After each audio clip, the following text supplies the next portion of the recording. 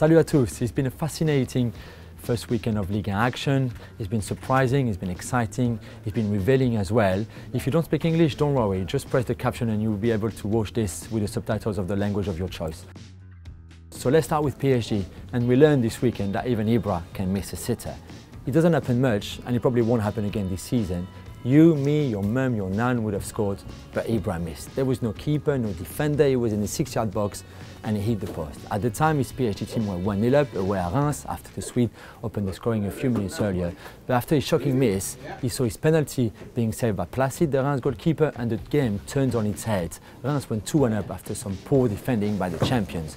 Ibra salvaged a point, yes, but like last season and the season before, PSG start with a draw.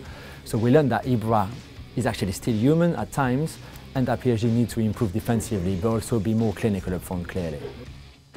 We also learned that there's no Bielsa magic just yet, just some local defending. We will obviously need more than one game to judge the work of Marcelo Bielsa, and he will need more than one game to get his message through to his players. However, it was an eventful debut in French football for El Loco. His Marseille team went 3-1 up just after the hour away at Bastia and ended up drawing 3-3. At 3-1 up, you expected him to make changes, to try to close the game down and keep the result.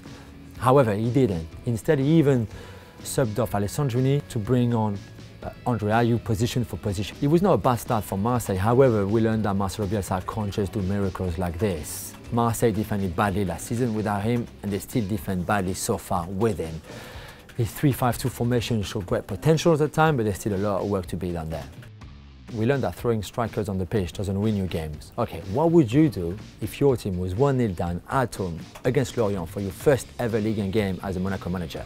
Put 4 strikers on the pitch, exactly. That's what Leonardo Jardim did against Lorient, and he backfired. First, he started with Dimitar Berbatov on his own up front, then brought on Germain after half an hour, and then added Falcao and Martial in the second half. In the meantime, Ricardo Carvalho got sent off for 2 stupid yellow cards, and Monaco was so unbalanced and so over the place defensively that Lorient took advantage of it and scored the winner on a counter-attack 5 minutes from time.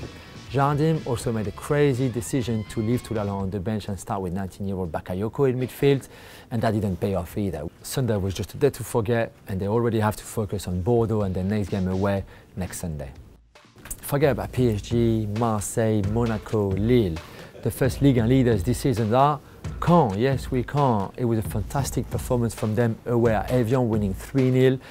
And Patrick Garand's team has been very clever this summer. First, they signed some team players on a free transfer, then they renewed their striker Mathieu Duhamel's contract, and then they worked really hard in the pre-season, and it paid off. They had a very good collective performance and the top of the table. However, you know they won't be there for long, and comes May, they probably will fight against relegation. However, they've showed, and we've learned, that big surprises can already be caused in Ligue 1 this season. It's August, and the Ligue 1 strikers have started the season with a bang. 6 players have scored a double between Friday evening and Saturday evening. Darius Vitanic from Nice is probably the most awaited one after he went 912 minutes without scoring in Ligue 1. Maverick Erding is probably the easiest one for Saint-Etienne away at Guingamp with a penalty and a one-on-one with the keeper. The most under pressure one was probably André-Pierre Gignac for Marseille, because the competition would be very tough for the lone striker role this season. The most expected one was obviously Ibrahimovic, after he already scored a brace the previous weekend in the French Community Shield. The most beautiful one was Maboulouz for Bastia, with a top half volley against Marseille and then a very neat finish against Mandanda. And the most surprising one is surely Mathieu Duhamel for Caen away at Evian. At 30, it was his first ever Ligue 1 game, and what a dream debut that was. Right guys, that's it for me for today. If you haven't subscribed yet to our YouTube channel, just click here to subscribe and get all the Ligue 1 coverage, European football coverage and Premier League coverage from us all through the season. And I will see you on Thursday for the 5 things to look forward to ahead of week 2 in France. See you then.